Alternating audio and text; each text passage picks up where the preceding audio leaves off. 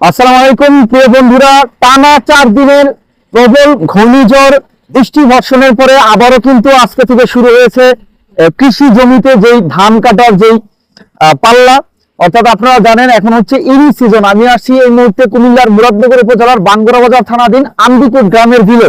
আপনারা আমার পেছনে দেখতে পাচ্ছেন এই যে আধুনিক কৃষির যে যন্ত্র হারভেস্টার মেশিন, এই হারভেস্টার মেশিনের মাধ্যমে কিন্তু আবারও এই আন্দিকুটের চকে কিন্তু ধান কাটার যন্ত্র শুরু হয়েছে।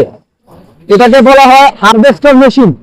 আগের যুগে আমরা ছোটবেলায় নানার বাড়িতে আমরা দেখতাম, আর যখন গ্রামে আসতাম হাতে কেটে মানুষ হাতে কাইটা ওই ভারে করে কাঁধে ভার বহন করে কিংবা মাথায় করে ধানের পোচা বা গোছা নিয়ে যেত বাড়িতে যাওয়ার পর ওইটা আবার আরেক ধরনের মেশিনে মারাই করতে হইতো। কিন্তু এখন দেখেন ফসলি জমির মধ্যেই সবকিছু শেষ।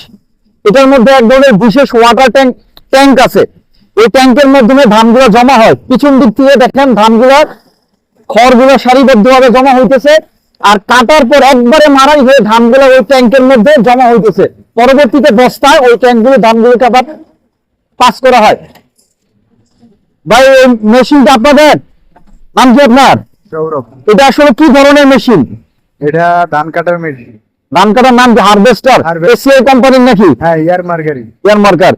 এই দিলে আজকে তো টানা 4 দিন যাবত বৃষ্টি ছিল, বৃষ্টির পর কি আজকে প্রথম নামছেন আবার না? হ্যাঁ, আজকে প্রথম। 3-4 দিন বন্ধ ছিল না? 3-4 দিন বর্ষা ছিল। বর্ষা ছিল, অর্থাৎ 3-4 দিন বর্ষা। এখন যেহেতু এরির সিজন, ধান নিয়ে কিন্তু সবাই কিন্তু একটা মহা টেনশনে কিভাবে ধান শুকাইবো। মানে আমি যেহেতু আজকে রোদ্রে বের হইলাম ভিডিও কন্টেন্ট নির্মাণ করার জন্য এই পাশ দিয়ে ঘুরতে আসছি, সবারই একটাই কষ্ট, সবাই মানে আল্লাহর কাছে শুকরিয়া যে অন্তত আজকে রোদ্রে উঠছে। তো ঠিক আছে, সবাই ভালো থাকবেন। ভিডিওটি ভালো লাগলে এখানে শেয়ার করবেন। ধন্যবাদ সবাইকে।